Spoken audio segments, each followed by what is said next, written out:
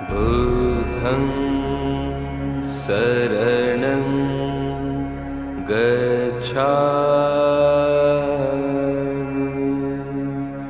धम्मं।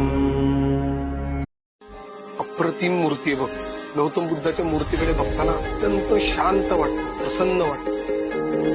गौतम बुद्धाने कायमच माणसाच्या दुःखाच्या मुळाशी जाऊन त्याचा शोध घेतला, त्याचा नायनाट करायचा प्रयत्न.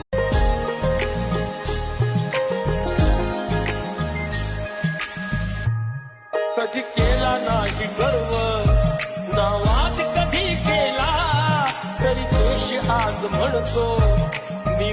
जब जब तेरे पास मैं